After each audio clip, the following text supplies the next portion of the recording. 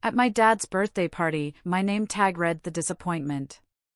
My stepmom laughed and said, "Well, it's true." So I stood up, tapped my glass, and said, "Here's a toast to the last time you'll ever see me."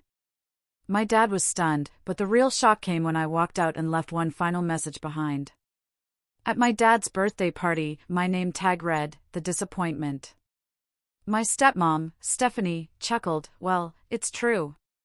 So, I stood up, clinked my glass, and announced, "I'd like to propose a toast to the very last time you'll ever see me." My dad choked on his drink, but the real shock came when I simply walked out the door, leaving them with that final statement. I'm 32, and if you ask my dad, James, he'd likely tell you I'm his biggest disappointment. Not because I'm in trouble with the law, or jobless, or have done anything truly bad.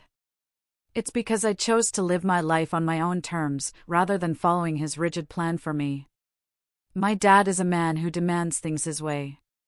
He's always prioritized control, appearances, and, above all, family loyalty, but only when that loyalty serves him. When my parents divorced, I was 10. It wasn't outwardly messy, but my dad moved on quickly. Within a year, he married Stephanie, who had 2 kids from a previous marriage, Hunter and Olivia. That's when everything began to shift. Initially, I genuinely tried. I was just a kid, and I wanted my dad to be happy.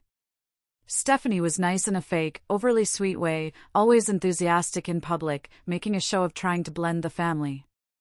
She'd hug me a little too tightly, saying things like, "I just know we're going to be best friends." But behind closed doors, it quickly became clear her only priority was her own children. My dad, who had always been so involved in my life, suddenly had new priorities. He transformed from my dad into their dad. It started with minor things, missing my soccer games but never Hunter's, forgetting to pick me up from school but always being on time for Olivia's dance recital. Then it escalated. By 14, I was expected to babysit them, do chores they never had to, and act like a good big sister while they got away with everything. If I ever complained, my dad would sigh, as if I were exhausting him, and tell me, "They need more attention, you're older, be mature." Stephanie, on the other hand, was more direct, simply calling me selfish. The final blow came when my dad drained the savings account my mom had set up for my college tuition.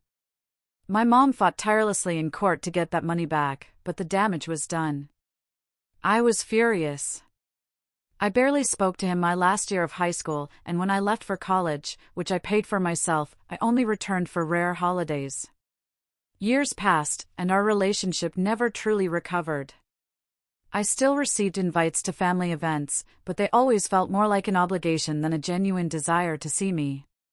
I could tell that to my dad and Stephanie. I was simply the difficult child who refused to play along with their happy family charade. Hunter and Olivia, however, were always the golden children. Which brings me to my dad's birthday party. Stephanie was throwing a massive celebration, one of those extravagant, invite everyone you've ever met affairs. I wasn't planning on attending, but my aunt, one of the few family members still on my side, convinced me, "Just stop by for a little while," she urged. Maybe things have changed. Spoiler, they hadn't. The moment I walked in, I felt it, that familiar, unwelcome tension. People I hadn't seen in years were there, but instead of warm greetings, I received polite nods. Conversations flowed around me, but no one truly included me.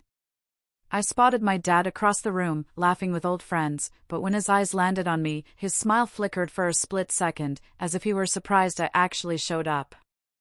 I was already regretting my decision to come when I noticed a small table near the entrance with name tags. Stephanie had done this before, claiming it helped people mingle. It was her signature move. Most tags were normal: Uncle Mark, Cousin Rachel, Neighbor Tom. Then I saw mine, and I froze. My name tag didn't just have my name, it said something else, something that made my stomach churn. I picked it up, staring at it, and from across the room, I heard that familiar laugh. Stephanie. She was watching me, wineglass in hand, an amused smirk on her face. I clenched the name tag, a wave of heat rising in my chest. This was not going to unfold the way she expected. I stood there, gripping the name tag, my brain slowly processing what I saw. My name was there, but underneath, in smaller letters, someone had written the disappointment.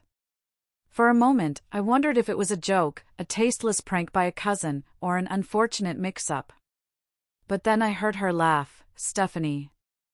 I looked up and found her across the room, by the bar, sipping her wine as if she didn't have a care in the world. Our eyes met, and that slow, satisfied smirk spread across her face.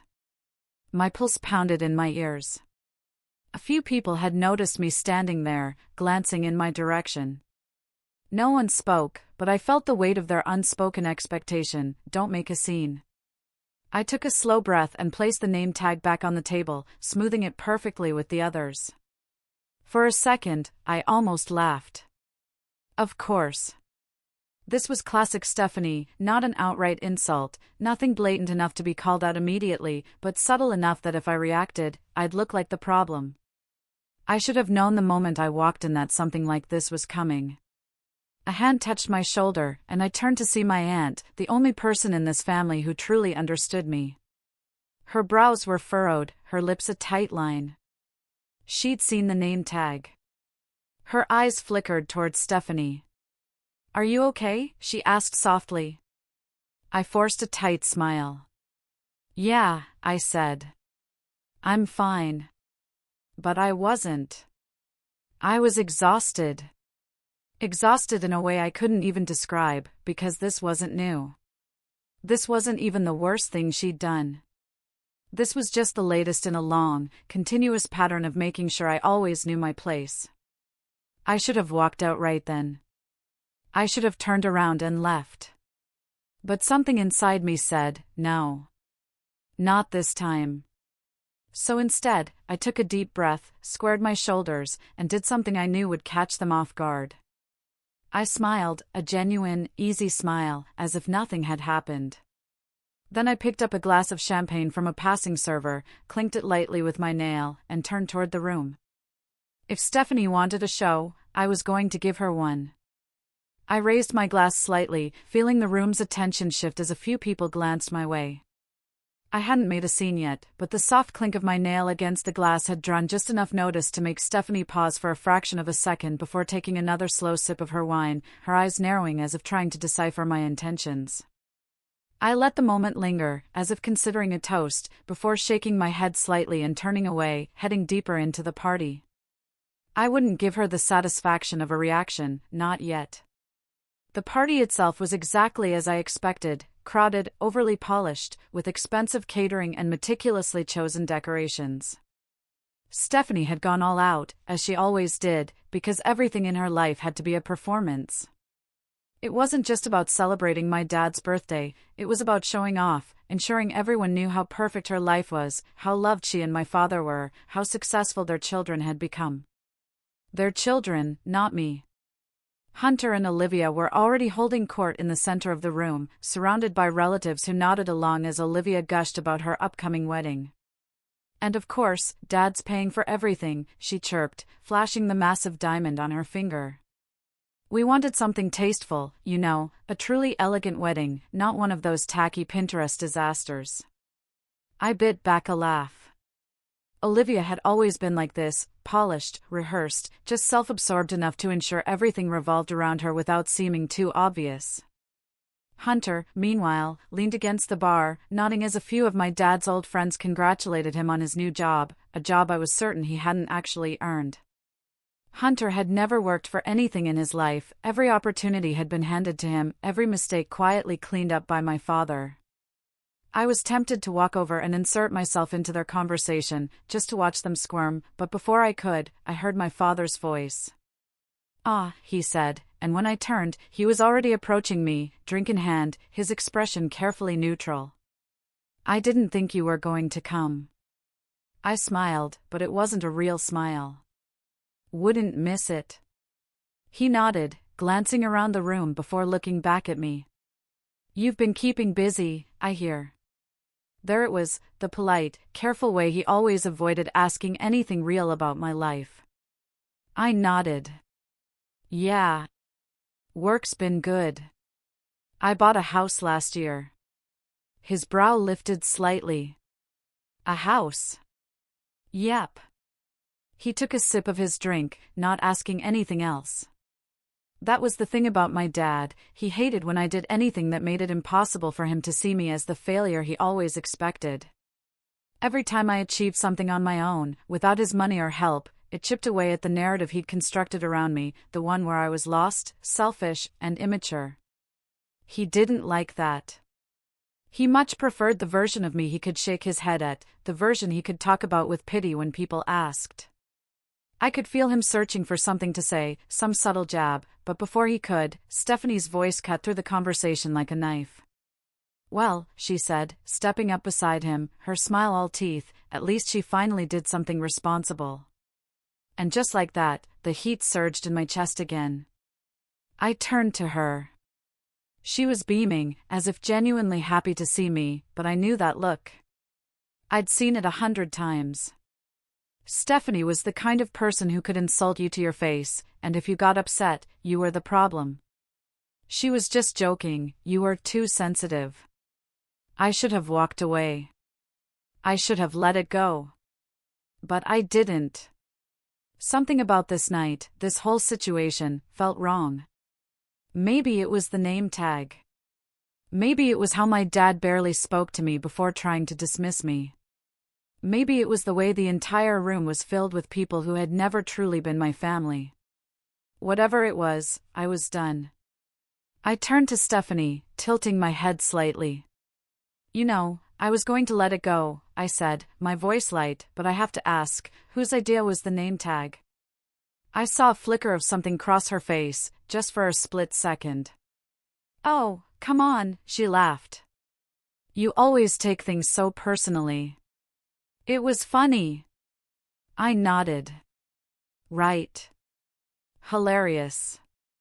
She shrugged, sipping her wine. "You know, if you spent less time being angry all the time, maybe you'd be," I held up a finger, cutting her off. "Actually," I said, my voice calm, "I think you're right." Her eyes narrowed slightly. "About what?" "About making a joke," I said, turning slightly, raising my glass. "Because now that I think about it, I have a joke too." She blinked, caught off guard. My father shifted uncomfortably beside her. Then I smiled, slow and easy. "I'd like to make a toast." And just like that, the room began to quiet. Not all at once, but conversations faded as people turned toward me, curious. People love a toast, especially an unexpected one. I could feel my father tense beside me. Stephanie let out a small, breathy laugh. "Oh, come on, you don't have to," I held up a hand, still smiling. "No, really. I insist." The room's attention shifted as more people turned, curious murmurs rippling through the crowd. A few guests grabbed their drinks, ready for what they assumed was a light-hearted toast. They had no idea what was coming. Stephanie's smile tightened at the edges, but she still played it cool, clinging to the idea that I was the same person she'd always known, the one who swallowed every insult, who let things slide, who never truly fought back. My dad, on the other hand, wasn't so composed. He knew me better than she did. His grip on his glass tightened, and for the first time all evening, he looked directly at me, not through me, not around me, but at me. I let the silence stretch a little longer, building the anticipation, before finally raising my glass. To my father, I began, my voice light, almost conversational, and to Stephanie, of course. Because without them, I don't think I would have learned one of the most valuable lessons of my life. I paused, taking a slow sip of my champagne. Stephanie let out a small, breathy laugh. "Oh boy, here we go." A few people chuckled, thinking this was banter, that I was about to say something self-deprecating, maybe smooth things over as I always did. I smiled. "No, really, I mean it. Because I think we often learn the most from the people who challenge us, don't you?" I turned my gaze to my father. "Dad, you always told me that family is supposed to build each other up, that we should support one another, celebrate each other's successes." My father's throat bobbed as he swallowed, his grip tightening on his drink. He didn't like where this was going. And I used to believe that, I continued. I really did. But then, somewhere along the way, I realized something. The room was almost completely silent now. Stephanie's fingers were curled so tightly around her wineglass stem that I half wondered if it would snap. I set my glass down gently on the table beside me. I realized that for some people, support only exists when you fit into the version of yourself they want you to be. That as long as you play the role they've written for you, whether it's the golden child or the black sheep, they'll keep you right where they need you. And if you step outside that role... I exhaled sharply, shaking my head. Well, that's when they show you how they really feel. I heard a few uneasy shifts in the crowd, people glancing at each other. Olivia looked at my father, waiting to see his reaction before deciding how she should feel. I saw Hunter smirking, as if this were just entertainment for him. And Stephanie, she was still smiling, but her knuckles were white.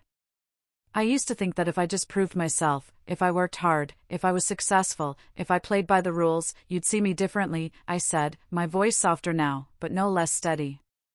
But I get it now. It was never about me. It was never about what I did or didn't do. Stephanie opened her mouth, probably to cut me off, but I didn't let her. I turned my attention back to my dad. Because at the end of the day, I was never supposed to succeed, was I? His expression flickered for just a second. I let that hang in the air before I exhaled, rolling my shoulders back. But I did. I built something for myself. I made a life that has nothing to do with this family. And let me tell you, it's been the most peaceful, fulfilling thing I've ever done. I could see the questions forming on people's faces, the doubt, the curiosity, because they had no idea what I was talking about.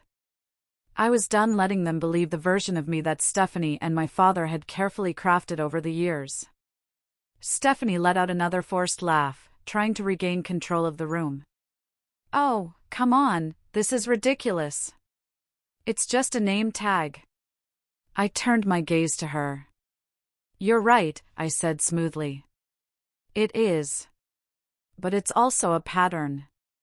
A lifetime of moments just like this, little digs, little jokes, little ways of reminding me that no matter what I do, in your eyes, I'll always be the disappointment. My father finally cleared his throat, stepping forward slightly. That's enough. I met his gaze head-on. Oh, I agree. It is enough. And then, before anyone could process what was happening, I picked up my glass again. I raised it slightly, letting the weight of my next words settle over the room. To the last time you'll ever see me. The silence was deafening. My father stiffened. Stephanie's jaw actually dropped slightly before she snapped it shut. Someone in the back muttered, "Wait, what?" And then, without another word, I set my glass down, turned on my heel, and walked toward the door. I could feel them watching me, could feel the panic beginning to creep in, because this wasn't like the other times. I took one last glance back before stepping through the door, and for the first time in my life, I didn't feel like I was walking away from a fight. I was walking toward something, toward freedom, toward peace, toward the life I've been building away from the drama that had always defined my family. As I stepped outside, I took a deep breath, the cool night air filling my lungs. It was over. I had cut ties in the way I should have years ago. There was no more pretending, no more trying to win approval from people who had never cared about me unless I fit their image of what I was supposed to be. I drove home that night in silence, feeling a weight lift from my shoulders with every mile. But even as I sat in my quiet living room that evening, a part of me couldn't help but wonder if I'd gone too far. Had I really done the right thing? Had I been too harsh? The next few days were a blur of unanswered texts and calls. I avoided social media, knowing it was filled with the fallout. I had walked out on my dad's birthday celebration. I had publicly humiliated him and Stephanie, his wife, my stepmother, who I had always felt was trying to push me aside in favor of her own perfect world. The family group chat was exploding with messages, but I stayed silent, unsure if I could even face the confrontation that would follow. Finally, I received a text from my aunt, the only person who seemed to understand me, asking if I was okay. I didn't know what to say. I was okay, better than I'd been in years, but also a little unsure. I told her I needed time. She didn't press. My father called me the next morning. "Where are you?" he asked in his familiar tone, the one that always made me feel like a disappointment, no matter what I did. "I'm at home," I said. "I'm not coming back." His silence was all I needed to know. "You can't just leave like this, you know," he said after a long pause. "This family, we have to stick together." I didn't hesitate. Not if sticking together means pretending to be someone I'm not. Not anymore. That was the last time we spoke. Weeks passed, and I stayed away from all family events, weddings, birthday parties, whatever else they tried to organize.